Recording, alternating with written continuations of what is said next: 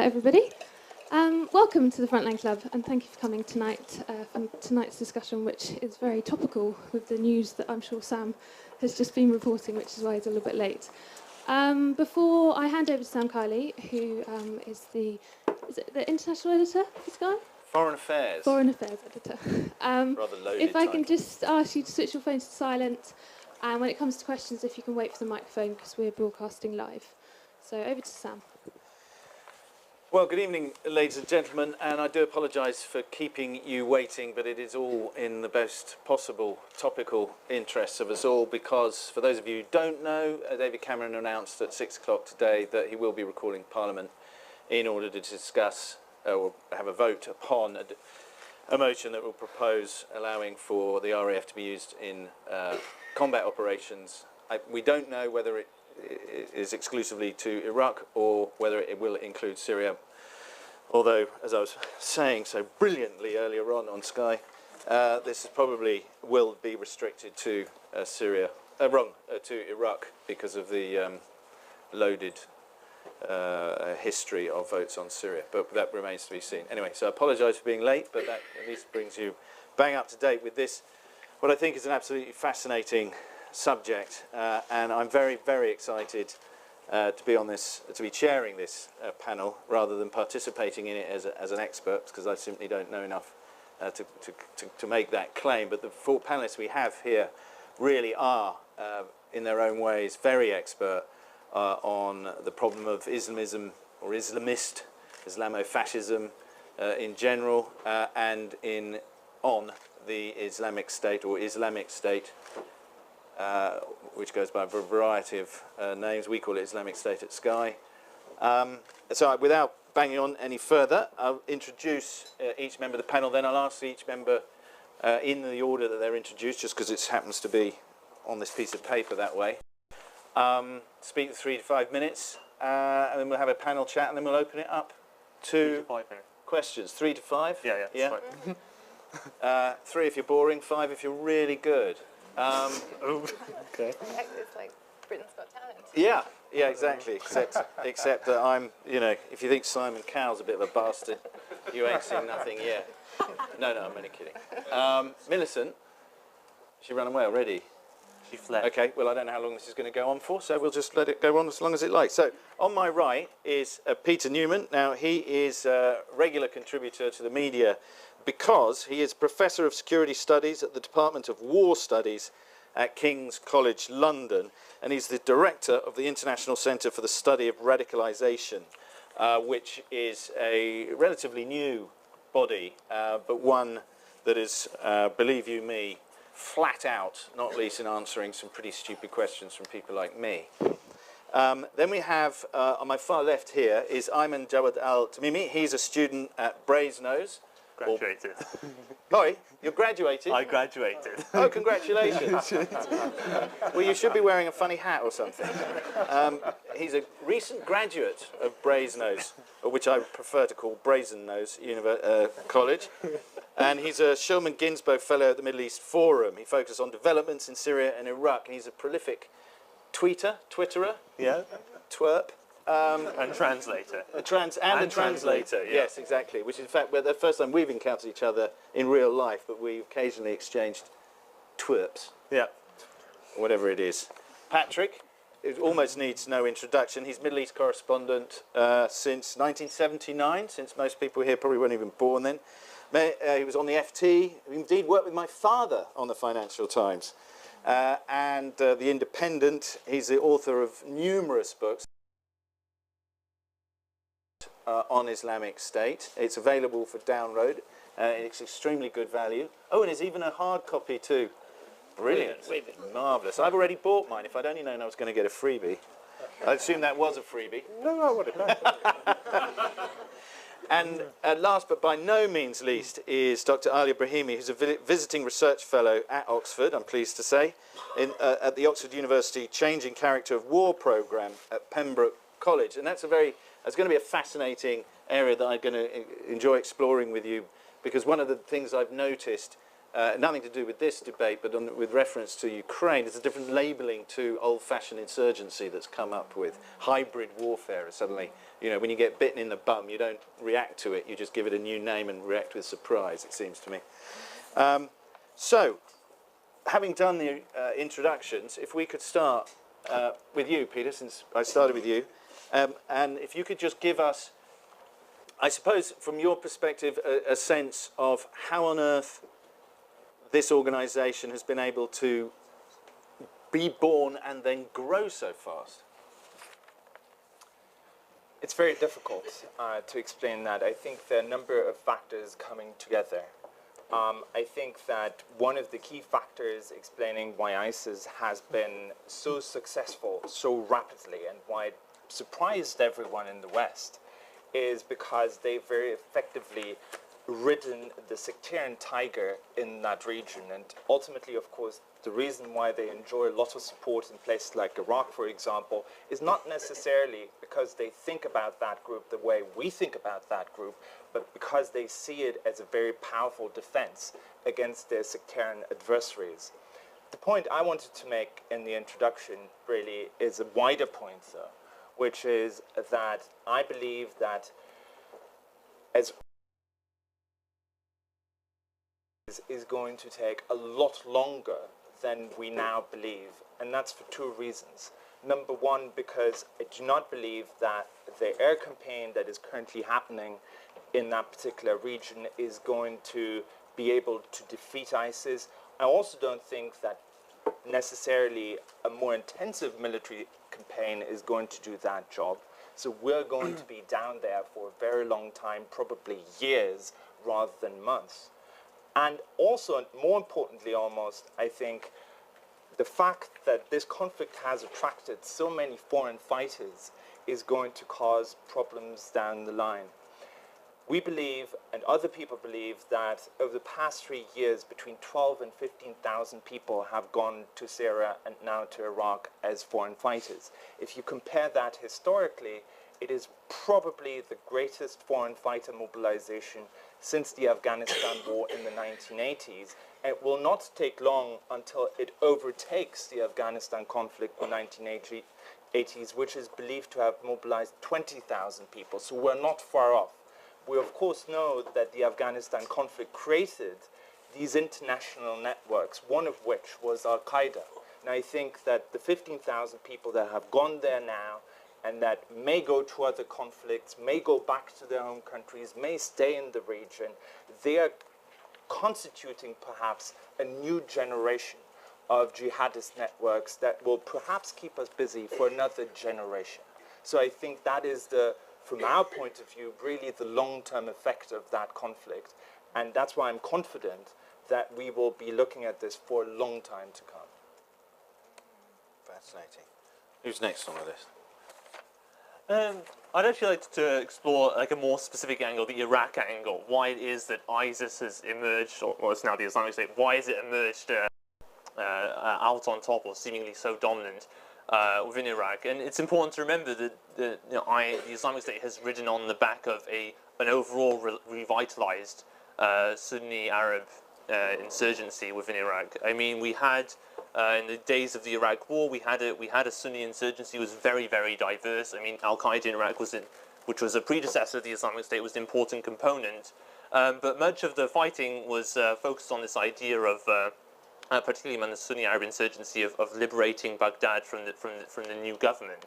And one thing that really helped to change that factor on the ground, that led to that Sahwa movement that's been talked about so often, that pushed back against what was the previous incarnation of the Islamic State after Al-Qaeda in Iraq, the Islamic State of Iraq, was the fact that most of the mixed areas in Baghdad had been ethnically cleansed of Sunnis, and the Sunni insurgency increasingly came to realize, actually, if we continue at this, we're going to keep on losing ground, and so turn to a third-party actor, the Americans, the coalition forces, to form the Sahwa movement that really pushed back against the Islamic State of Iraq. But of course, it never actually quite died away. They were still conducting attacks even at the very end of 2011, kill at least a couple hundred people a month in attacks. But I mean, it's of course nowhere near the scale it was now. But they persisted, and then, you know, going into the aftermath of the US withdrawal, actually, there were signs actually of further Sunni Arab acceptance of working within the political system and, you know, trying to push through for demands. To give an example, the Islamic Army in Iraq was one of the components of the insurgency. It's now gone back to armed struggle, and if you talk to their guys, they're a nationalist group. They talk now in revolutionary terms about overthrowing the central government. But what they'd actually done immediately after the US withdrawal was to set up their own activist front, the Sunni Popular Movement, which was designed to push for a Sunni federal region. You had the arrest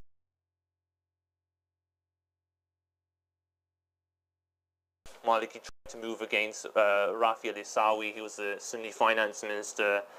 You then had these ongoing problems. There was no longer the US. Security forces reverted to these heavy-handed policies, like in Iraq, it reverted to these heavy-handed policies like mass arrests, arbitrary detentions, and so on. And that's what then erupted into the Sunni Arab protest movement of 2013. And then in which you actually saw some of the other insurgent brands, like, for example, the Ba'athist Sufi Jaysh Rujal al-Tariq and Naqshbandi army. They linked to the ex-Ba'ath party. They had their own activist wings campaigning on the ground. But what they were really after was trying to push for a renewal of armed insurgency. You know, sure enough, there were two incidents I'd point to in 2013 then sparked what we have now in 2014, which is this overall revitalization. The first is the government moved in on a protest site in Hawija, this is in Kirkuk province, which was dominated by Naqshbandi army protesters, but they were unarmed, and then the government ended up killing dozens of them. And then secondly, you had what Maliki, who was then the Iraqi prime minister, he did in the end of 2013. He said that the Ramadi protest site in Anbar was the site of was a hiding camp for ISIS. But of course, I mean, he didn't really have anything to substantiate that. But nonetheless, it was also a useful rallying point, actually, in light of the upcoming elections that took place earlier this year. And that ended in a debacle. Chaos broke out. He withdrew the army from Anbar, and then this is the context in which IS and other groups moved into Fallujah, which fell out of government control.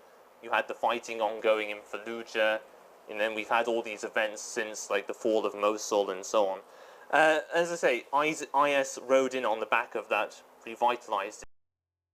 However, it is true that in the majority of towns that have fallen, IS either spearheaded the initial attack that led to the fall of these towns, or it's been the case that it's just been them alone. So what we have now is a situation where all the towns in western Anbar, and this goes in with IS's contiguous territory stretching into Syria, they're solely controlled by IS. Fallujah was a gradual process where IS has gradually subsumed other factions under its control. And then they've pushed others out to the peripheries. Mosul, again, multiple factions are involved, but IS has gradually asserted its power over time, and then other factions either give allegiance to IS or they just disappear and go underground. So then, one question we have is, going forward, we mentioned airstrikes, but can these actually push back the Islamic State within Iraq? I don't think so. Really, the fundamental question we have to deal now as well is with the Sunni-Shia relations within Iraq and how exactly they determine the balance of their relationship within Iraq. And as I say, one problem we have is that large parts of Sunni insurgency readopted this idea that they should be ruling the country because they either believe themselves to be the demographic plurality or majority. And you see, people talk about, in the West, talk about, say, a political solution, say, where we give the Sunni provinces more autonomy. When you have the other insurgents, the non-IS ones, saying, this only solution is revolution, we don't even want to mention IS by name, despite the various things it's done, like displacement of Christians from Mosul or the attacks on Yazidis in Sinjar, then that's really a problem. You have this, there's an incoherent sense of what does the Sunni side want. And then even if you have the Sunni side, the Sunni insurgency moderating its demands and saying, actually, no, what we want is autonomous provinces and so on, there's still a general reluctance within the Shia political spectrum to meet such demands, like reforming de-Baathification or granting autonomy, given how much problem there's been with the autonomous Kurdistan region and the central government in Baghdad. So really, I am pessimistic about, the efficacy of just carrying out airstrikes. It can hold back the Islamic State, but really I think what has to come about is a change of mindsets within on the ground, and just as we shouldn't underestimate the importance of local actors behind the initial pushback against the Islamic State of Iraq back in the days of the Iraq War. So, it's also local mindsets that matter here in Iraq now. Fascinating, thank you. Patrick? Sure, no, that's very interesting, and I completely agree with Eamon. Why did all this happen? Why did Iraq, having gone through this appalling war from 2003 on, why did it reignite? Well, now these days it's all blamed on Nouri al-Maliki, with some reason, perhaps one of the worst prime ministers of any country in history. But I say that after careful thought. And many contenders. But persecution of the Sunni villages outside Fallujah, you'd find half the young men had disappeared. Where were they? They were in jail. You'd find Sunni young men were on death row, going to be executed for a crime for which somebody else had already been executed. So this was extreme persecution, denial of jobs, everything else. But that isn't actually, I think, why we have ISIS in the present situation. That the real turning point, I think, was the uprising in Syria. That the Sunni in Iraq, though they felt persecuted, though peaceful protest was mutating into armed resistance, what really made the difference was the uprising primarily of the Sunni in Syria, and the Sunni Arabs in Syria are over 60% of the population, as opposed to around 20% in Iraq, that this changed the sectarian balance in the region, that the Sunni in Iraq were enthused, that suddenly the political geography seemed to be changing in their direction, in their favor, and that precipitated what happened. Why did it go on in Syria? Well, there I think the Western governments and foreign governments are very culpable. Negotiations to end the war in Syria in Geneva II earlier this year. It was only the Americans, the others wanted it to be about Assad leaving power. But since Assad controlled 13 out of 14 Syrian provincial capitals, he obviously wasn't going to leave power. So what in fact was presented as a peace negotiations was really a recipe for the war continuing. And I think that there was a feeling in Western capitals and among the Sunni monarchies that they didn't like either side who was fighting, and they didn't really mind that war going on, despite the great floods of crocodile tears that Cameron and Obama and all the others have been emitting over the last few years. They thought that this really wouldn't affect the rest of the world. But in Baghdad during that period, if you talk to ministers, I remember talking to Hosha Zebari, the foreign minister, said, if this goes on, the war goes on in Syria, it's going to destabilize Iraq. Iraq is shaky, but things might continue as they were. It was the war in Syria, which I think was the factor which finally reignited this terrible war in Iraq. What happens now? For a time after the fall of Mosul, there was a sort of comforting belief that this was going to be a brief period, that the ISIS was simply the shock troops of the Sunni community. Down the road, offer the Sunni a deal, autonomy, whatever, and they'll get rid of ISIS. It seemed to me, you had to be very young and very stupid to believe this, because ISIS, what do we know about them? Incredibly violent, incredibly paranoid, waiting for a stab in the back. Is it likely they're going to let this happen, since they think it happened before in 2007? Not very likely.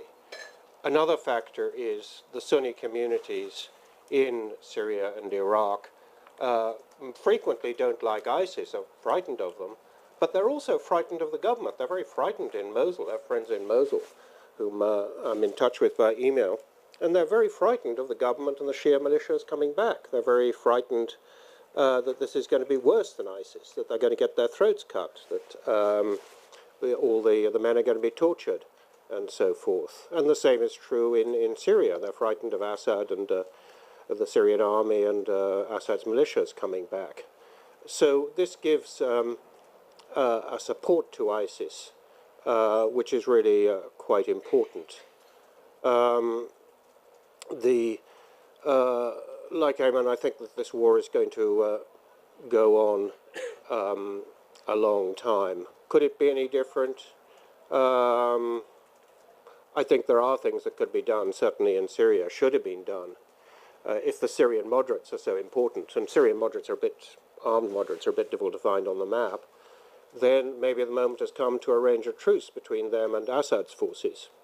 At least have some sort of ceasefire in Syria that can reduce the present level of violence and the enormous number of refugees. But anyway, we can talk about these things later, so let me end it there. Thank you, Patrick. Well, you've been listening, you know, nodding and being very kind. Well, I agree actually with what Patrick was just saying, that there sort of has to be another game in town, given the causes behind this phenomenon that we're seeing. And a negotiated kind of political settlement to the Syrian conflict is definitely a part of that. I think that what the US and the coalition is trying to do is cut ISIS off kind of on the at the head, whereas you need to kind of cut them off at the legs and isolate them from their support base and really deal with the fundamental problems. And I think that that's not possible without dealing with the political crisis in Syria. And I think that goes back to what Ayman was saying about how Maliki's many have definitely played a part in creating the ISIS that we see today. So both in Syria and in Iraq, both Maliki and Assad have attempted to apply military solutions to what are fundamentally political crises. And I think that that's why that is one of the main reasons why ISIS not only exists but is as strong as it is today, apart from the Iraq War, the 2003 invasion of Iraq, which I think is a massively important factor. So I think that, again, buying into that notion that you can deal with this political problem militarily isn't particularly helpful and is instructive to us. Just the founding of ISIS and the way it's come about is instructive to us, should be at least. But I wanted to position ISIS within the broader context of Al-Qaeda just briefly, and just raise the issue of the fragmentation of Islamic authority, or Al-Qaeda's authority. So after 9/11, with the globalization of jihad, Osama bin Laden found that his personal authority was at the very same time, far-reaching, but also fragmented, fundamentally fragmented. So he'd opened up the arena of Islamic interpretation. He argued for waging jihad independently of the political and religious establishment, but he was unable to claim a monopoly over this process himself. And so what you saw were a bunch of affiliated groups, loosely affiliated groups, who became mired in this kind of localized sectarian violence, and bin Laden was unable to stop them. So what tended to happen was that groups were focused. Bin Laden wanted to focus on the far enemy, what he calls the far enemy, the US and its allies. And traditionally, jihadis had focused on the near enemy. That's the authoritarian governments in the region that were said to be ruling over Muslims with an iron fist. But what happens after 9/11 was a lot of Al-Qaeda affiliated groups were focusing on what I call the nearer enemy, that is impure society, local enemies, Shia, Christian, Yazidis, Sunnis deemed insufficiently pious, and often engaged in sort of killing for killing's sake, because the perverse reality of a globalized Al-Qaeda was actually an increasingly localized one. And this reality brought Al-Qaeda to the brink of strategic crisis in 2010, 2011.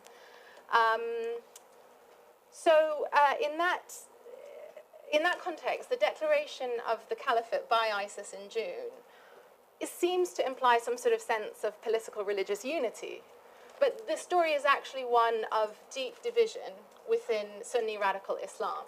Hence, the very public disputes between Zawahiri and Baghdadi, and the splits within various Al-Qaeda branches since then. So that's the point about the fragmentation of authority, and it will only accelerate. That's the trajectory. My second point is that Al-Qaeda after bin Laden, at first glance, there's a spectrum.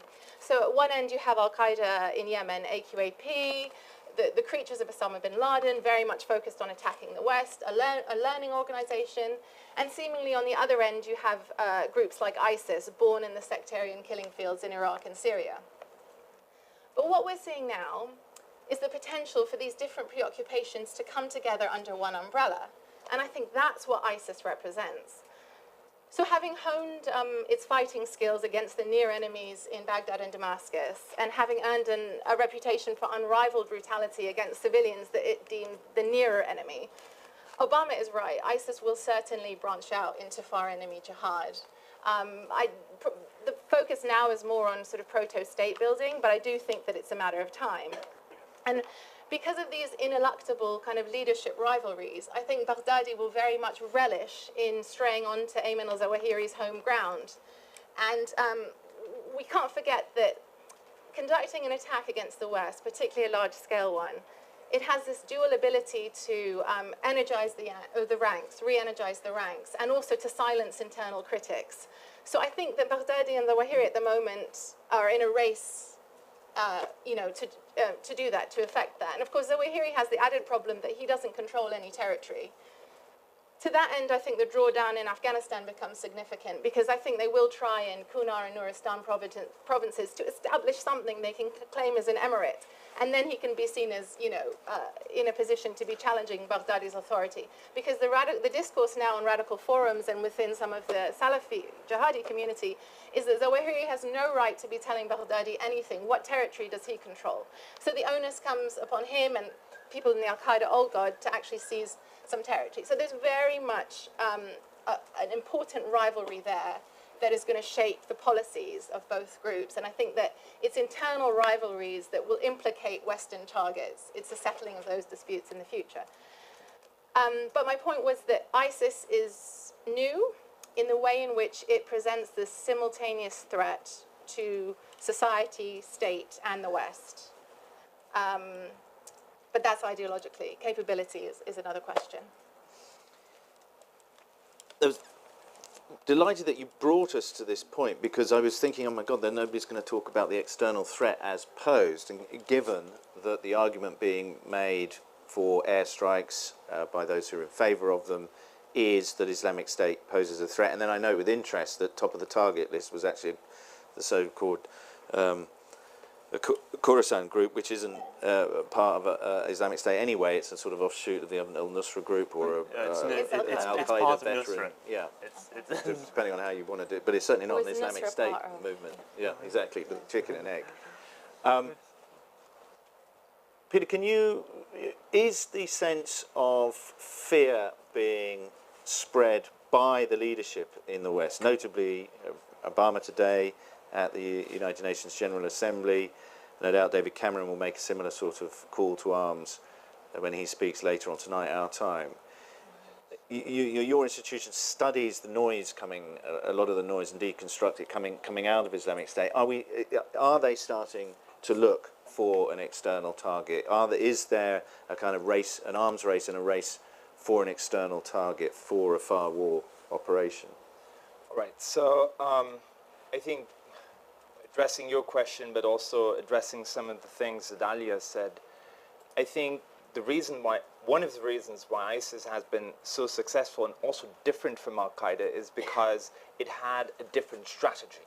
Not necessarily a different ideology, but a different strategy. Whereas Al-Qaeda focused very much, like the hallmark of Al-Qaeda was to overthrow Bashar Assad. But ISIS said, let's not do that. We don't care about Bashar Assad so much. We're going to set up our state. We're going to start a state. We're going to hold territory. Then we're going to live from that territory. We're going to recruit people from within that territory. We're going to raise money from within that territory. We're going to expand that state. We're going to do our own thing. And I think that is a different strategic approach from Al-Qaeda.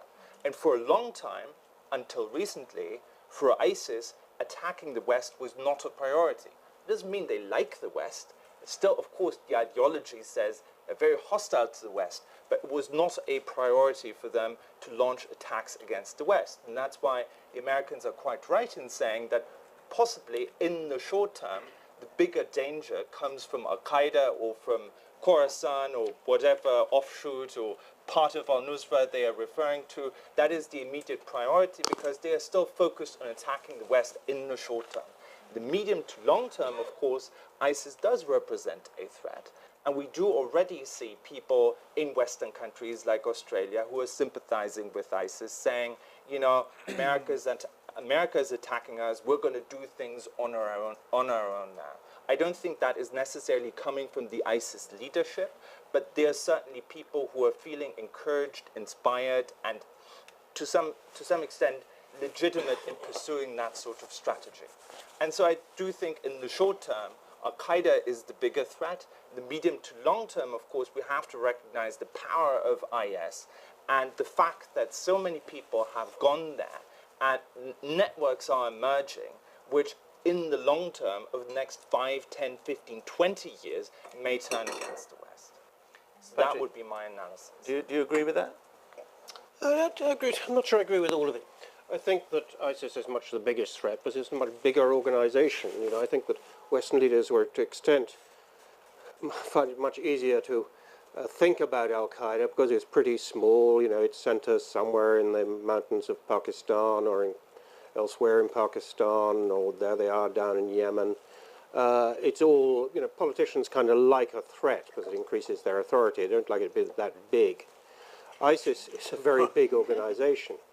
And I think that people talk about, you know, people returning jihadis, deciding they're going to do their thing and kill somebody.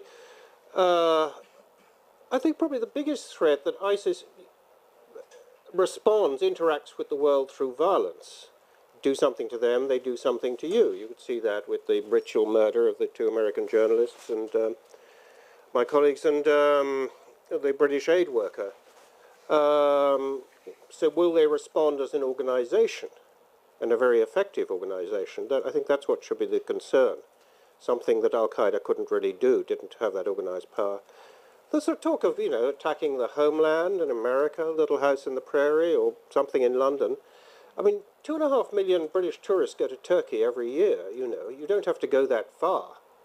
If they run out of Brits who they picked up in Syria or elsewhere, they can certainly pick them up in Turkey. So the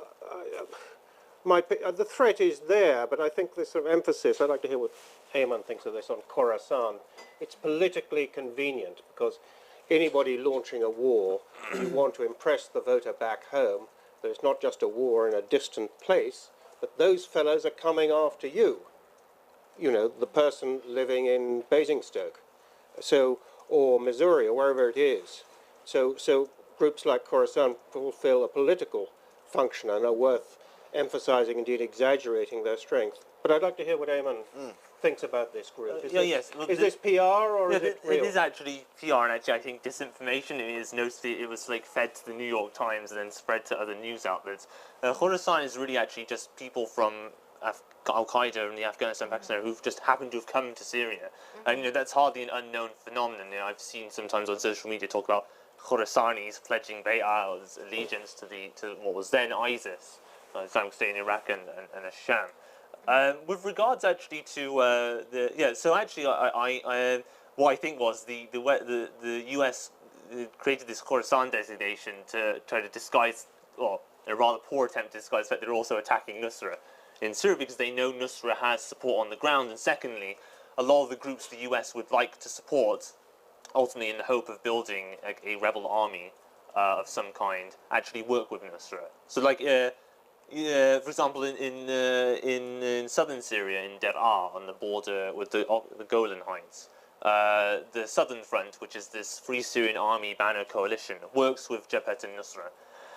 Problem is actually this hasn't now the airstrikes have happened. This hasn't quite worked out for the US in terms of whatever they hope to achieve with this PR thing, because you see actually that even the US-backed FSA banner group called Harakat Hizm, which is a northern outfit, they condemned the attacks as a violation of sovereignty.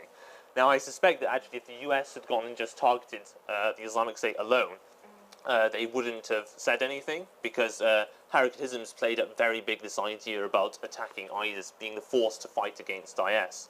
And you see other Western-backed rebel potential Western partners, particularly FSA banner, have played up this idea too, like the Syrian Revolutionaries Front. But then when you get onto Nusra, a lot of them just get a lot more ambiguous about it. So Jamal Maruf, who leads the Syrian Revolutionaries Front, had said explicitly in the spring, I don't want to fight Jabhat al-Nusra. And he plays on this idea that, oh, they're native Syrians, they're our brothers, whereas IS are entirely a foreign organization, we want nothing to do with them. Now, with regards to the capacity of IS abroad, something I've looked into. One actually noticeable area where IS has presence is the Gaza Sinai area.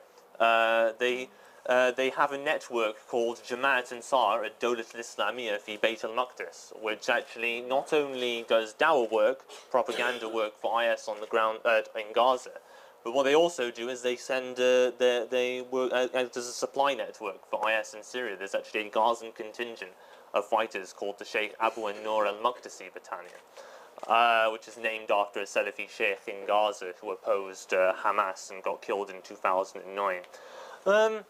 On the other hand, though, you still have the Al-Qaeda affiliates. They still remain loyal to Al-Qaeda in the Islamic Maghreb, Shabab in Somalia, Al-Qaeda in the Arabian Peninsula.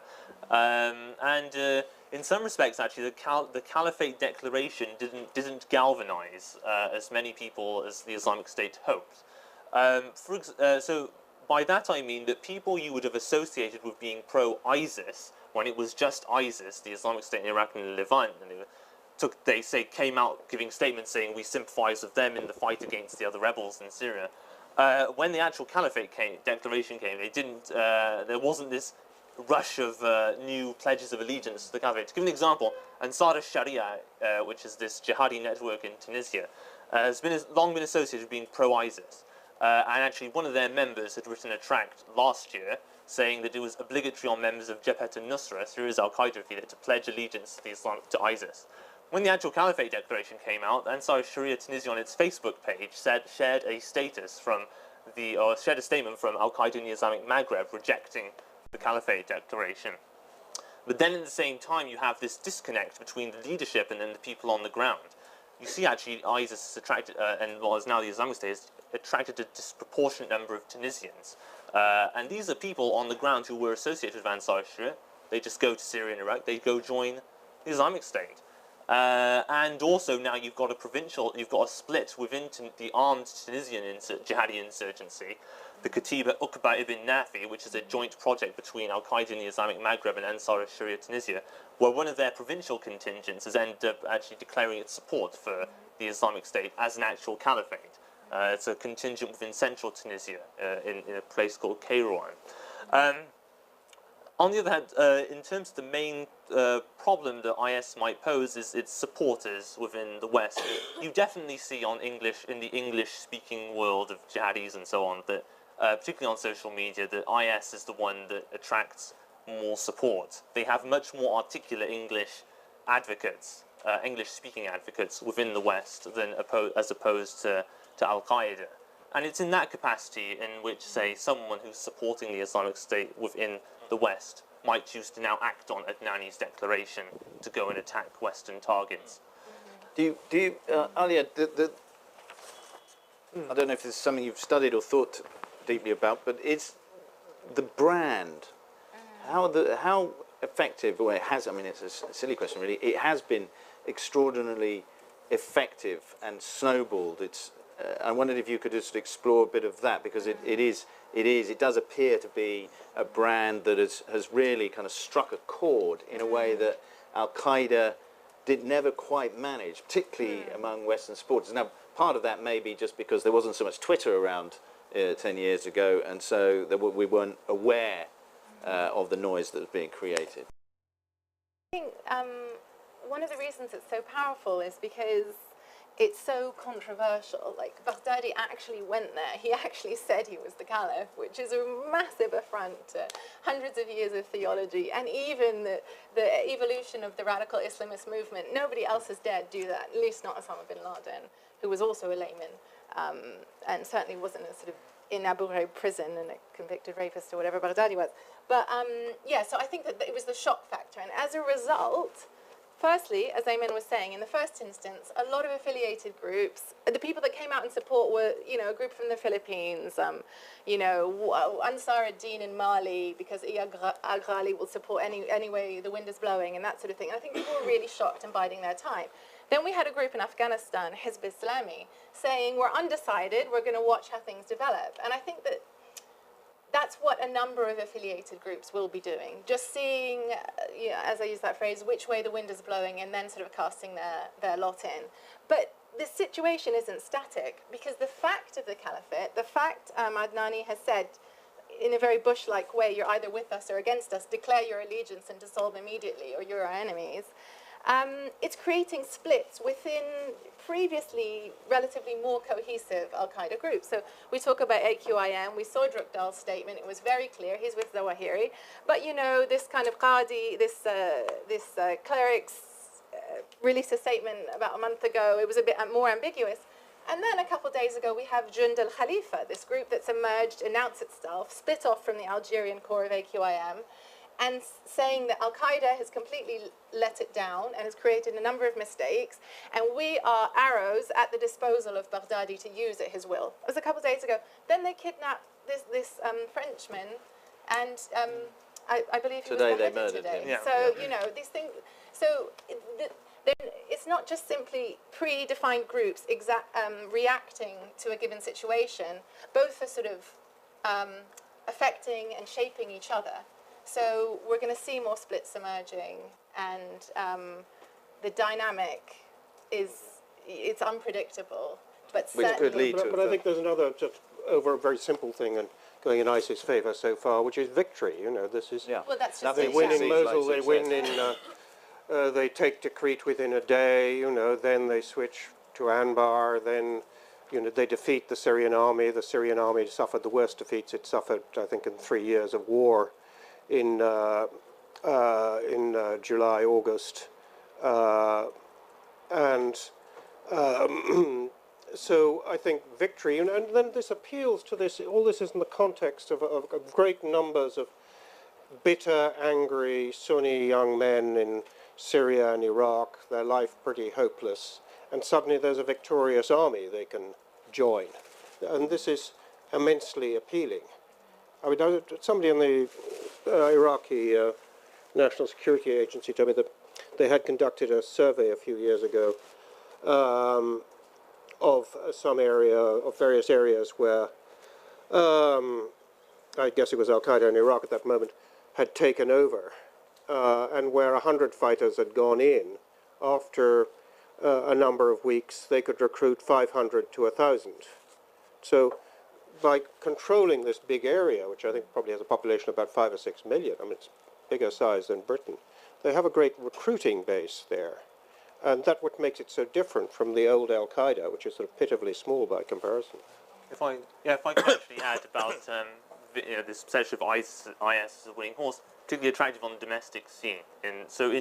If we look at Mosul, as I said, there was more than just IS. You will see the success of IS and the wealth it has, the weapons it has, and particularly actually on the domestic scene in Iraq, where you have others who might share this ideal of the caliphate, end up being subsumed by it. So there's a rival jihadi group in Iraq called Jamaat Ansar al-Islam, which is an outgrowth of what was an Al-Qaeda affiliate in Iraqi Kurdistan. It was called Ansar al-Islam. Now, they've had a dispute with IS over many years, going back to when it was the Islamic State of Iraq, because of the Islamic State's claim to be a state, which Jamaat Ansar al-Islam, which means group of Ansar al-Islam, does not accept. But since they have the end goal of the caliphate anyway, if there's already something calling itself the caliphate and it seems to be so successful, what's the point in being Jamaat Ansar al-Islam anymore? Might as well go join IS. So the group's actually been severely degraded in a number of areas of Iraq. They had batches of pledges of allegiance in Mosul throughout the summer, and where they've chosen not to pledge allegiance, they've either had to go underground, pretty much had to go underground, in Tikrit, for example. I'm just going to, but I just feel we need to start getting some questions from the audience. We've got the microphones in circulation. Thank you, Millicent. Yes, sir. Hi, my name's Tom Keating. I'm a finance and security analyst and an associate fellow at RUSI. One thing that has not really been mentioned at all in all this is financing. So I think everybody knows how finance has contributed to the growth of the Islamic State and the predecessor organizations, but it's being discussed as a way of nobbling the Islamic State. It's being discussed at the UN. Chuck Hagel has talked about it. What's the view of the panel on the role that money or depriving money will play? Oh, sorry. Go ahead. Bring the changes. Let's have. Do you want to talk about that? Well, no, I think that perhaps, am I right in thinking the main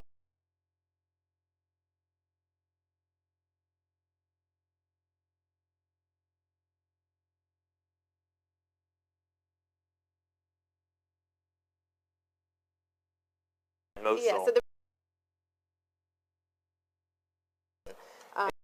So they're sort of diversified, but I think, I mean, I may have a slightly different view on this. I think that one positive consequence for ISIS coming out of this territorial strategy has been, as I said before, that they are the de facto state authority in these areas now. And we call it extortion because we don't like the group, but they are doing what the Iraqi or the Syrian government did before. They are taxing people. So they have reliable sources of income from within the territory, including the oil, including all sorts of other things. But most of their income, in fact, according to a RAND report, 95% of their income comes from within their territory, and most of that comes from taxing people. That is one of the big advantages of having a strategy that says, we're going to hold territory, we're going to govern that territory. You have income from within. You also have recruits from within. The negatives of that strategy are, of course, that whenever jihadists anywhere in the world have held territory for a very long time, they eventually became unpopular because whilst people may agree with the sort of harsh justice that they provide in the short term, they do not like the social program. I always, when Ayman always posts these pictures from Raqqa and from other places where they're burning cigarettes. I always wonder how that goes down in Iraq, you know? Telling people not to smoke, telling people not to watch movies, not to listen to music, etc. In the long term, that always backfires. So this holding territory strategy gives them a safe income, but it also has disadvantages in the long term. I think they're linked because the safe income is actually predatory. And I think that that is also an alienating factor to be extorting, as far as seizing taxing property. is predatory, But by definition. definition. They're seizing property. They're, you know, Sure, it's they're doing beyond that too, but they are doing a lot of the stuff that they are doing to raise money is what the government did before, which is to tax people. We have sorry, just on the oil question. Oil. The reason I raised it, I don't know if, so I suppose we're in dispute about whether it's the main source of income, but I think that whatever way, whatever the truth of the matter is that you have to work with Turkey on that, because I believe that most of the oil is smuggled through Turkey and bought by Turkish brokers. So I think that is, that if you're talking about choking them off financially, then Turkey is indispensable. Clearly. The lady here, the woman, sorry. Not quite sure. This woman's name is Shazadi Beg. I'm a barrister. It seems that the West has learned absolutely nothing from history. You know, we trained, armed, funded, glorified jihad during the Afghan war against the Soviets. Then we trained, armed, and funded the so-called moderate jihadists in Syria, and then we decided to bomb them. It seems to me that what is going on with IS is a sectarian issue at the heart of it. But why is it that we haven't actually challenged the religious narrative of the Islamic State? And if it is true that some of them are reading Islam for Dummies, why is it that we haven't actually challenged a lot of their belief system? Because many of the words that they use are seeped in Islamic history. And they talk about, for example, the battles during the time of the Prophet. But it seems to me that we don't challenge that. We remain with Saudi Arabia, despite all the history that I've just mentioned. We try to keep away from Iran, and Iran actually could be extremely important in defeating ISIS in Syria. Patrick. Well, yeah, I mean, it is a rather incredibly messy situation at the moment that, you have this so-called coalition that Kerry and Obama keep on going on about. But what's most of the members have in common is that they're not actually fighting ISIS. Even the Gulf monarchies that are supposed to have taken part in the first airstrikes, I mean, it's very unclear what they did. I think that, yeah, from the beginning, I think the whole support for the uprisings of 2011 in Libya and Syria and elsewhere on the part of Britain and America, it's always extraordinarily hypocritical that supposedly we supported secular democracy, but our main ally are the Gulf monarchies, which are the last theocratic absolute monarchies on earth. So there was, not surprisingly, they supported the jihadis. Now, the people who are actually fighting ISIS in Syria, you know, the Syrian army, or the Syrian Kurds, or Hezbollah, or Iraqi militias, if they haven't gone home, who are fighting them in Iraq. Well, it tends to be the militias rather than the army, the Shia militias, the Peshmerga, Iranians. You know, so it's this extraordinary disconnect between this supposed coalition that's meant to be fighting ISIS, but isn't actually fighting ISIS, and the people who we've demonized previously who are actually fighting ISIS. I don't mean this as to say they're a bunch of terrific fellows. But there isn't you're sort of inching towards what it fascinates me is the gamble of these airstrikes, in that by risking appearing, if they don't simultaneously take on the Assad regime, there are two villages that have been occupied today, just on the outskirts of Aleppo, that were, or two positions rather, locations, that were Jabhat al-Nusra, that had been hit by American airstrikes and then occupied by Assad's army. Now, if that happens again and again, then it seems to me surely that one of the best ways to unite and ignite a very substantial Sunni backlash would be to be seen to be failing to intervene on the side of the Syrian revolutionaries at the beginning of the revolution, and then appearing to intervene on the side of the Assad regime once 200,000 people have died. No, I don't agree at all. I think that at some point you have to choose what happens. You know, you have to choose. You know, most of the fighting has been today, I think, has been at Kobani, which is this Syrian Kurdish enclave on the Turkish border. Now, do the Americans use airstrikes to assist the Syrian Kurdish militia, the YPG, or do they, which is linked to the PKK in Turkey, which the Americans regard as a terrorist organization? But at some point you have to choose. Similarly with Assad, if there is another battle which between Assad's forces and ISIS, which ISIS is winning, as they did when they in Raqqa province recently, around the airbase. do the Americans do nothing, or do they attack ISIS, or do they attack the Syrian army? So at some point you have to choose there. Hobson's choice. Yes, go on. Respond to the point about Iran. Personally, I'm not at all, in principle, opposed to partnering with Iran or with anyone who wants to defeat ISIS. But there's three reasons why I'm quite skeptical about it. First of all, it won't happen. If you speak to anyone in Washington, D.C., they are not even remotely considering that. It is so far off the table. There's no realistic prospect of that happening. The second point is that the Americans are thinking, what are the Iranians actually bringing to the table? In theory, it sounds like a good idea. We both want to defeat ISIS. What do they bring?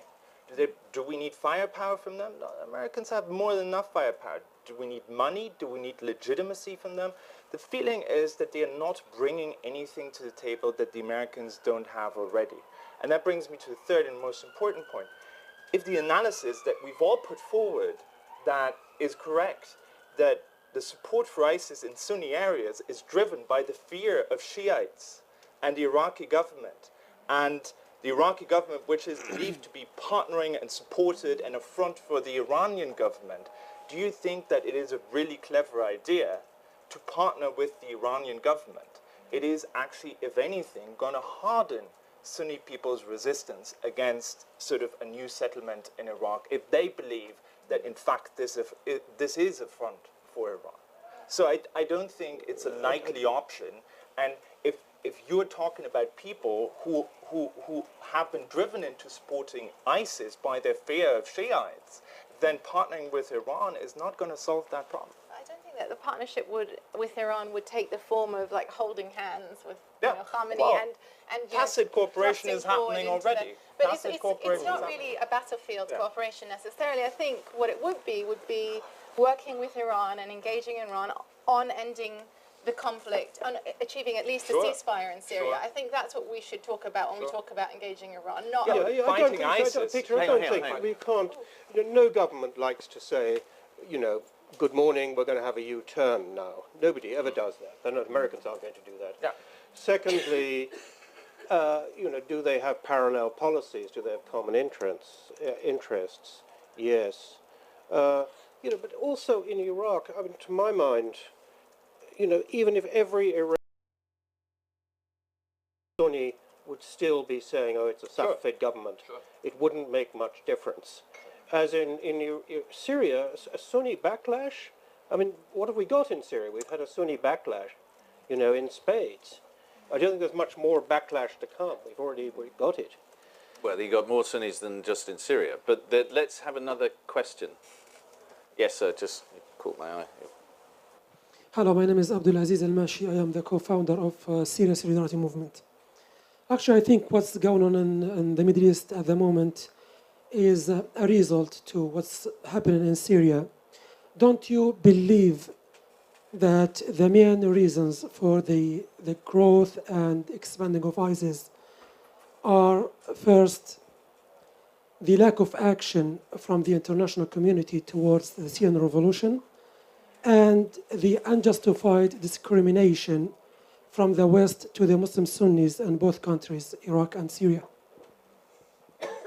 Failure to act 2 years, 3 years ago. Depends. They acted in Libya with airstrikes to help overthrow Gaddafi's regime, but you actually see what's happened there is that the central government can't even control the capital there, and you've had the growth of this Ansar Sharia movement in Libya, which has actually been an important supply of Libyan fighters to the Islamic State. Ansar Sharia Libya hasn't openly declared allegiance to the Islamic State, but like Ansar Sharia Tunisia, a lot of its ground members are pro-IS. They go and join IS, and actually there's a Libyan contingent in Syria and Iraq. It's called Katiba al-Bitar al-Libi. Played an important role in the fighting in eastern Syria to help consolidate IS's control. Now Libya, of course, there was an intervention, and people would just think, well, it'll sort itself out. And even the Western powers provided some training for a new Libyan army outside the country, but it's what's happened there. Now Syria, I think there's always been this problem of localization and division, and I don't see why Syrians are any more prone to uniting, say, than in Libya. For example, I mean, I've looked at many towns that fell out of government control in Syria, and you'd find there are multiple factions, and you just think, why is that? Why are there multiple factions? Why can't they all just, put aside their differences? And actually, this extent of division, is something that's allowed IS also to consolidate its control. Yes, we talk about Sunni feeling of marginalization in the hands of non-Sunnis, but there were other things that IS brought to areas that they've now taken that some of the inhabitants welcomed. I mean, this problem of division and so on, say rivals attacking each other within a given locality. If there's just IS, then yes, it's authoritarian, but at least, there's some kind of feeling of safety. And then, of course, also, when you have multiple factions in a given locality, say out of government control, warlordism becomes very rampant, and then IS can come along and, say, stamp that out. Again, authoritarian, very brutal, but at least you don't have corrupt warlords roaming around all over the place. In terms of intervening, I think it's very naive to think you can just intervene from outside with airstrikes and give weapons to those you like, and that therefore something will sort itself out. If your idea from the beginning was to help overthrow the Assad government militarily, using airstrikes and supplying those you want to help them win, you still have the aftermath. And if IS thrives on an environment of chaos, surely in a post-Assad order where things are ripe for division and chaos is ongoing. As I actually felt even back in 2012, if the government were to fall that year, you'd have chaos enduring for many years. IS can take advantage of that if you don't have people on the ground, try to help rebuild the nation in terms of training a new army to help bring stability and so on. I've thought about this a long time, and I can admit freely that I've changed my positions repeatedly on this particular issue. So don't hold it against me, because it is a very hard question. I do think, and this is my current position, that in 2012 there was a window of opportunity to go in and massively support what was in existence at that point, which was, of course, conservative Sunni Muslims, but still a fairly moderate opposition that was willing to engage in a sort of post-conflict Syria that would have accommodated minorities and would have moved towards democracy. And what you've seen is, because the support from the West was not forthcoming, I can give you numerous examples of people we saw on YouTube that were completely clean-shaven, and once the Saudi money started coming in, they all grew beards, they all changed the logos of their group to something Islamic, and they started spouting that kind of rhetoric. It had an immediate effect because they were not getting support from the West. And you can see that also in statements from groups that really changed their tune very much in accordance with the support they are getting. I understand in 2012 it was difficult for President Obama because it was an election year, and no one, neither Obama nor Romney, wanted to commit to another intervention in the Middle East, which was very unpopular. But I think once he got re-elected, that's where the window of opportunity was. I think in those 3, 4, 5 months, something could have changed. Now I think it is probably too late. But Patrick probably doesn't agree. I don't agree. Because, I think there was a moment, I was in Damascus in 2012, and there was a moment where maybe the Assad government was sort of wavering, although it was beginning to get support from Russia and Iran, might have gone down. What would have happened then? I think, as Ayman said, Libya. There's no reason to suppose that these rather inchoate groups that opposed the government at that time would have been able to replace it. What you could have had the Assad government. If it had gone down, there would have been a vacuum, much like we've seen in Libya, and I think with similar results. Yeah, I think it's just I mean, why are you citing what the failed style of Libya and not the success of the Sahawat in Iraq in 2006?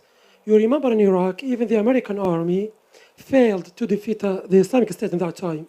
And what happened? Sahawat, who were Muslim Sunni tribes, they took on Al-Qaeda and they managed to defeat it. This is the reality. And what the American did, they hand Iraq over to the Iranian, and Al-Maliki, he went far away of his discrimination against the Muslim Sunni in Iraq. Even in Syria, I mean, look at the international community, how they deal with the situation. They are talking about ISIS, and they don't talk about Hezbollah, who is a Shiite, who is supporting Assad, and who committed atrocity against the people of Al-Qusayr near Damascus. I mean, even now, look at it. It is intervention now. It is too late.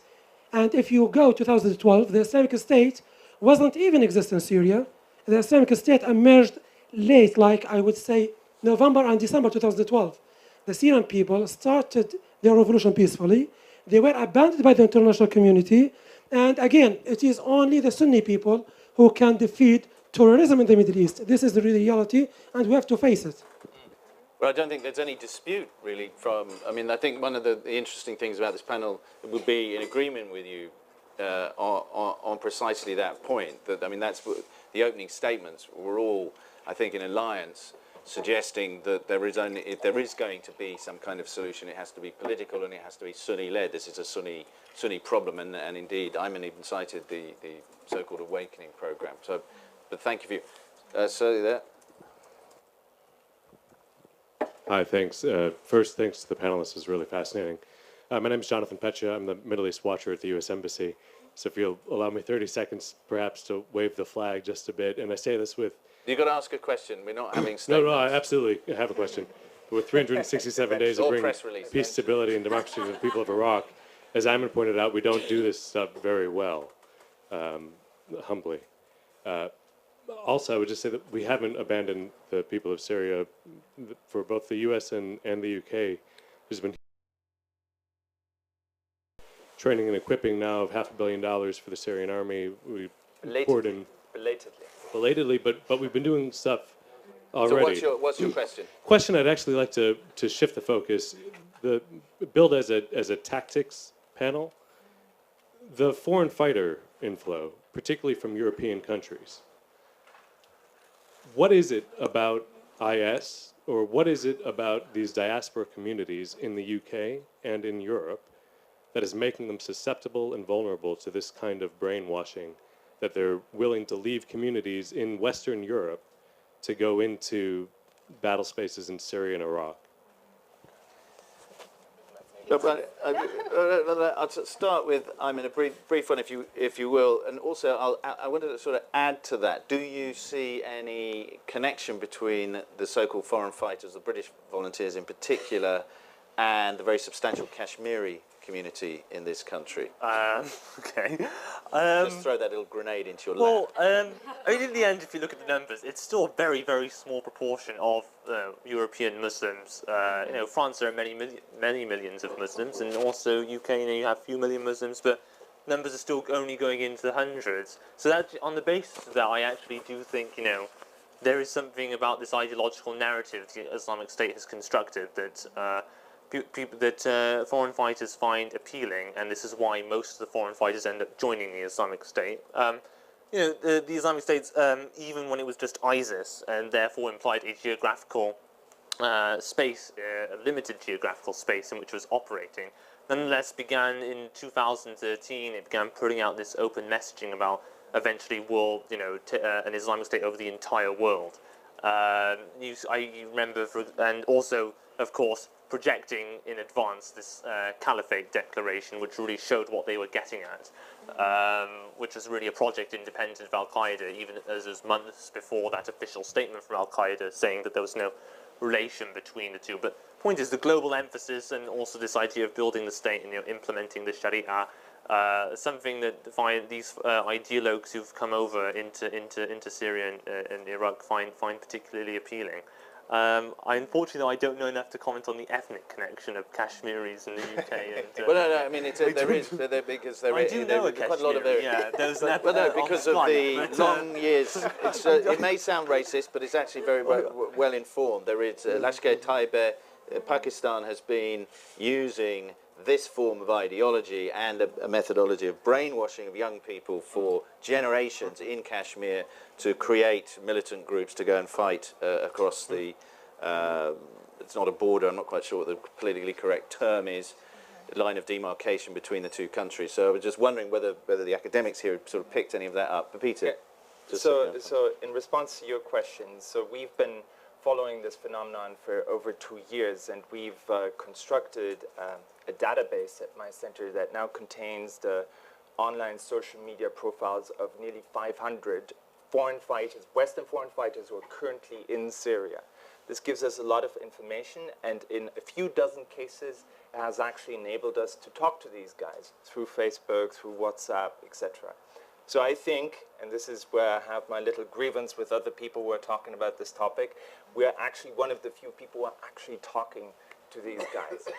And what they are telling us, and what you can get from their communication, is that there's a mix of motives.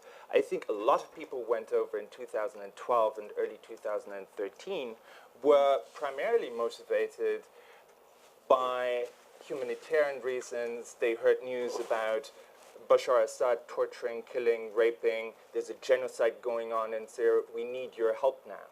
These are a lot of people who came over on humanitarian convoys. And amongst these people, and you may have read the sort of Times front page 2 weeks ago, where we talked about some of the people who contacted us and who say, we want to come back because we feel we're being trapped in a situation that we didn't sign up for. And these are typically people that came over in the first wave. The people who came over more recently, they are people who are more falling into Ayman's description. certainly since the declaration of the Islamic State, the idea of building a caliphate, that's a more ideological motivation, but it is also something that excites some people because they are saying, I can be part of a historical project. In 1,000 years' time, people will still talk about those young, brave Westerners who came over and built the new caliphate. And that is something that we're hearing a lot now that we didn't hear in 2012. But just as a last point, there's definitely also, besides all these points about identity and ideology and religion, there's also this idea of adventure. And people go over because it's brotherhood, it's heroism, it's fighting, it's having guns. And in 2013, for a long time, there was a Twitter hashtag called the 5-Star Jihad, where people posted pictures of them playing snooker with guns, hanging out at the swimming pool, basically like an adventure holiday minus the alcohol. Pretty much like the Frontline Club tonight, right? But that certainly plays a role for young men in particular too. So these are the sort of themes that we're seeing. Did you want to contribute? Well, I didn't want to answer the question initially because Peter's written all of these studies, but I just wanted to add that I think that the narrative is increasingly utopian, and I think the reality is fundamentally sort of dystopian, and I think we have to make more of that contrast, I think, in our information campaigns. I think that was it. Good. Sorry, can I just ask a question of him? What, all this publicity about foreign fighters, what proportion of ISIS fighters do you think are foreigners? 40%. 40%, I would say. I would put it similar to Peter. I actually think the sometimes there's been this overstatement, the majority of IS are foreign fighters. Now on the front lines, maybe actually you could put it like a 50-50 mix, and then there are foreign fighters who've been important to what IS does on the battlefield, particularly the Libyans and the ones. Yeah. But same time, IS has always been more than just someone who's fighting on the front lines. When people give bay'ah to ISIS or allegiance to ISIS, it can be tribesmen, people provide public services, and that's always been important to ISIS, in Syria in particular. So actually, when I wrote for the BBC on this topic of rebel groups or groups that pull in foreign fighters in Syria, I was careful nonetheless to stress that I still think, in my estimation, the majority were still Syrians, actually, rather than, and apply the same situation to Iraq as well, actually, but of course in Iraq, much longer history, much more, even more of a native component. But it's a surprisingly high figure for 40%. It's a pretty How far, impressive. how many of these are sort of effective fighters? I mean, most Iraqi young men, know how to use a weapon from early on. Somebody from Manchester doesn't. So there are obviously units and brigades of foreigners who are very, very effective, have fanaticism and military expertise. But there must be others who are pretty useless. So if you have, it depends on where they are coming from. So you, of course, is very famous, the Chechens who've come, Libyans, etc. They are good fighters, no doubt, and they are allowed to fight. A lot of the Europeans are useless at fighting. They often haven't shot a gun in their lives. And for them, there are essentially three options. So either they have a skill that is useful to ISIS regardless. So if you are a mechanic in London, you can be a mechanic for ISIS. That's useful. That's what a military organization needs. If you're good at video editing, media and outreach, that is obviously something that you can do, and all that English language propaganda that Damon talked about is of course produced by foreign fighters who are not fighting a lot, but who are part of ISIS. But if you don't have any military qualifications, you don't have any skill, you're not good at media and outreach, what is left? What is left is that you're used as a suicide bomber, that you're used for excessively brutal operations, and it is no accident that in the 2000s in Iraq, and now again in Syria and Iraq, almost all the suicide operations are being carried out by foreigners. Right, fascinating. Gentleman right at the back there. Yeah. Sorry, I forgot. If I can just add to what that lady said over there, I'm afraid I'm going to go a bit further and probably irritate all of you and say that... Well, can you do it in a form of a question? Yes, I will. Do you not think that the BBC has been remiss in its duties to be more truthful in its reporting? I have tons of books here which will seem conspiracy. One is Secret Affairs by Mark Curtis. I have another one, Web of Deceit. I have another one by Ian John Pilger did the in Ian Cobain, Cruel Britannia. And I will tell, this is The Strange Death of Dr. David Kelly by Norman Baker, MP. This is the London bombings, and so on and so forth. I hope you didn't bring your whole library. I have read, and we get it. I'm just saying that it seems to me that ISIS, whatever that means, and it keeps changing its meaning, is being funded by, as you've all said yourselves, the oil cartel and by Western intelligence. No, we didn't say that. I'm saying that, and if it was, and it has a long history from Edward Bullier Lytton, Benjamin Disraeli, Lord Palmerston, who helped set up in the 1920s the Muslim Brotherhood with. Sorry, can you put it in a question? Yeah. Keep it short, please. Okay, I'm just saying, do you not feel the BBC is no longer reporting news, but is acting as propaganda? And if we all found out the truth, basically we'd switch off and we'd watch alternative media, which is now telling the truth. Okay, well, obviously, ringing endorsement there subliminally for Sky, but nonetheless.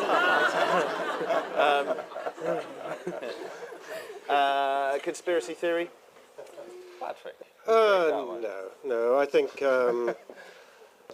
media coverage of Syria, not that good, partly for practical reasons. It's very difficult to cover a place where so many factions are going to kidnap you or chop your head off.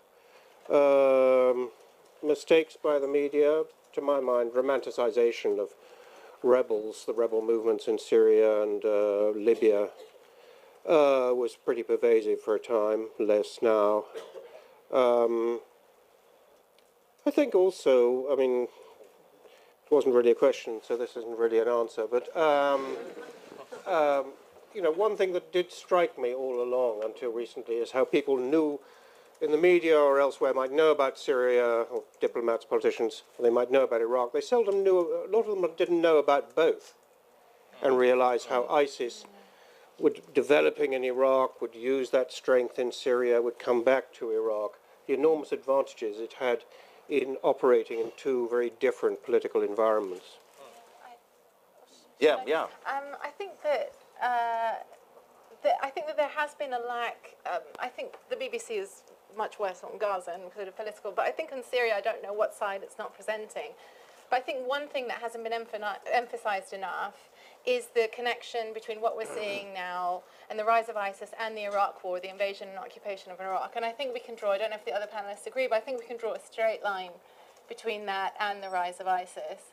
And I find it almost upsetting when people talk about Syria, what's happening in Syria, destabilizing Iraq, when in actual fact, a lot of these militants that flooded into Syria and helped to militarize so spectacularly the Syrian revolution had cut their teeth in the Iraqi insurgency and had also taken territory and been the kind of forebear for the sort of ISIS caliphate that we're seeing now. And actually that's why we have a nationalist kind of caliphate, territorial focused version of Al-Qaeda now in Syria and Iraq, is because these guys had cut their teeth as insurgents trying to take and hold territory in the war against US troops in Iraq. So I think that more perhaps needs to be made of that link, and we shouldn't underplay it. Good. This lady here. Should we take a group of questions? A group of questions. Yeah, sure. Thank you so much. I kind of wanted to go off of the motivation of foreign fighters.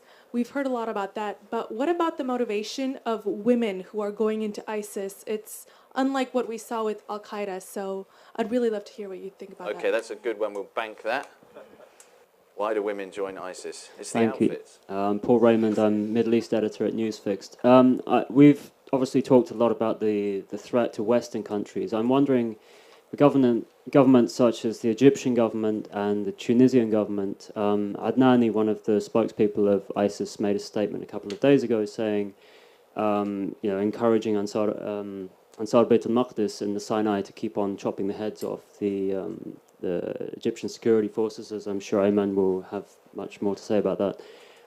To what extent are those declarations of allegiance and sort of the inspiration that the jihadist groups across North Africa are clearly taking from ISIS, to what extent is all that actually going to have an effect on the ground in those countries, particularly in Tunisia and Egypt? Okay, good. We'll bank that one. The extent of the ISIS brand spreading. Yes, sir. We'll take the third one, then we'll crash them all in. Hi, I'm Hamid Mahdi from the BBC. Shame on you. I think one of the things that the panel's mostly agreed on is the fact that ISIS, for much of its existence, has been more preoccupied with fighting the near, the further enemy. And obviously that's changed after US airstrikes on the group. Isn't it the case that we've created an enemy now where there wasn't one before by intervening? Right, hold that thought. I'm going to ask Patrick, because we touched on that, and I don't think your position will change.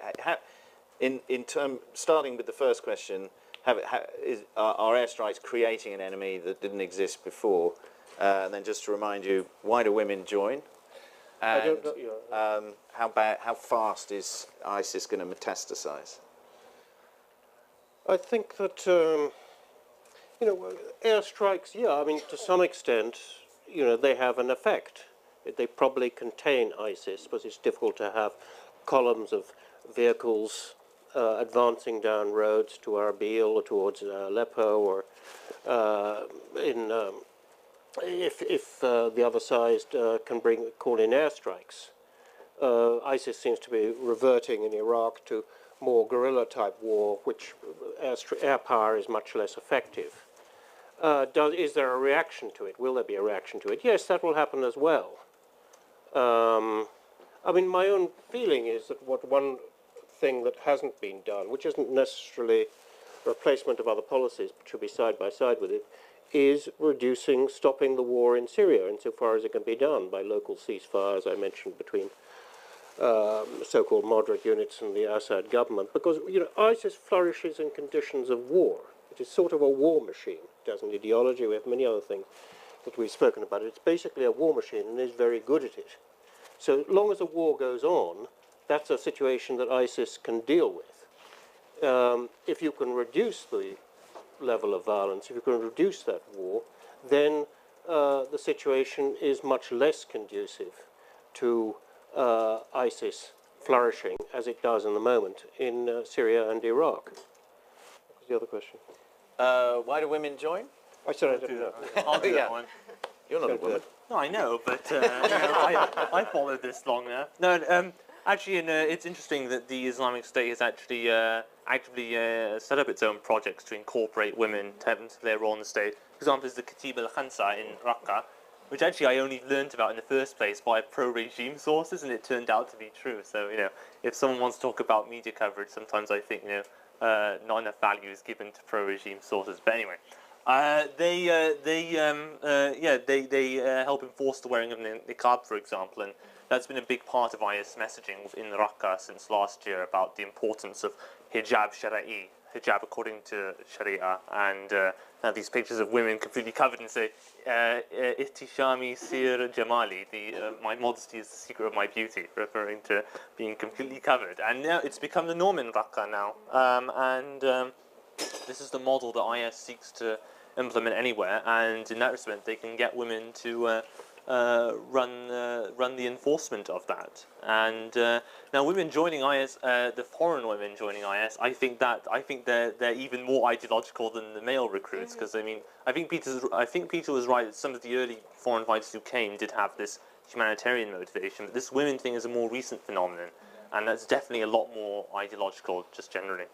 And that's saying something. It's actually something that we've seen even before Syria. I mean, certainly in the case of Syria, you're now seeing some Western European countries are recruiting maybe 10 or 15% of the foreign fighters that are going from Sweden or from other Scandinavian countries are women. Now, if you studied homegrown jihadism 10 or 15 years ago, it would have been very unusual to see any women whatsoever, and typically the women you saw were married to a jihadist. That was their route into that particular movement. Now you do see two girls from Portsmouth just going off on their own, two girls from Austria, 17 and 19, doing this on their own.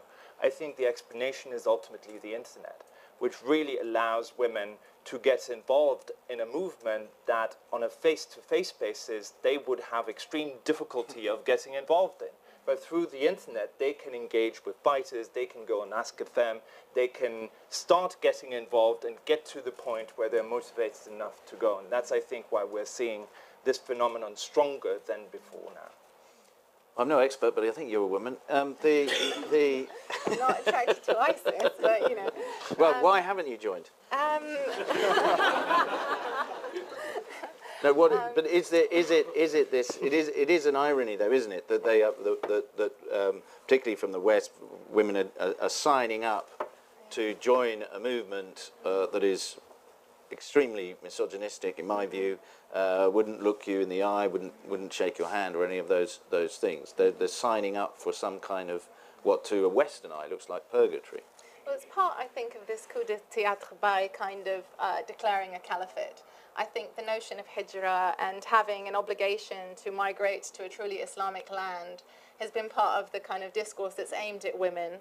And again, that's part of the kind of utopian element and wanting to be a part of history. So I think it's the fact that ISIS builds itself as, like, you know, a foundational kind of Islamic community in ways that other groups haven't done before. And that's inherently attracted to women who interpret their faith a certain way and look back at certain, you know, Islamic precedents or, you know, invented notions of Islamic duty. So I think that the notion of hijrah is probably part of the explanation in the sort of heightened female presence there, and of course the internet. Brilliant. I know that there are probably many more questions, but I'm afraid I'm going to have to draw proceedings to a close. Millicent's been tapping her watch for about... Oh, I did promise you your question. Yeah. Oh, no, what was your question? I can't remember now. It was about about North Africa. Yeah, just to mention, so as I say, the IS network in Gaza and Sinai is Jamaat and Ansar al-Islamiyya fi Bayt al-Maqdis, but you also touched on Jamaat and Ansar Bayt al-Maqdis, which is a different group. There's evidence they've been working with IS, but they seem to have this incoherent position like Ansar Sharia Tunisia, where they don't want to step in and pledge outright allegiance, but they want to be sympathetic nonetheless. I mean, you saw actually in Ansar Sharia's Eid al-Fitr message, where they extended tribute to both Abu Bakr al-Baghdadi and Ain al-Zawahiri, but how can you do that if the Abu Bakr al-Baghdadi is demanding you pledge allegiance to him, and then you don't pledge allegiance? I mean, they apparently there's been sharing of bomb-making techniques and so on, and I think that could have an impact. And, you know, in the long run, of course, one reason why the Islamic State places so much emphasis on outreach to children is that's the way to perpetuate itself. They reach out to the next native generation in Syria and Iraq, and they know that the foreign fighters aren't necessarily going to stay forever. Although I'm sure a large number of them would really like to stay and continue fighting out and die in their caliphate. But it's certainly there's this question of if they return to their own lands of Libya and Tunisia, sorry. Are they going to go influence the landscape there and shift it in even more IS-leaning direction? It's possible. Great. Thank you all very much for coming. I hope our panel has provided, I'm sure our panel has provided a great deal of food for thought for what I fear, as Barack Obama and David Cameron keep repeating, this is an issue, albeit a problem, that's going to be around for at least a generation. What a terrible thing to bequeath to our children alongside global warming and population expansion. It's all time to learn to sail and shoot, I think. But so that just remains now for me to thank our very distinguished panel, Patrick, Peter, Alia and Ayman, for coming in and so enlightening us. Thank you so much.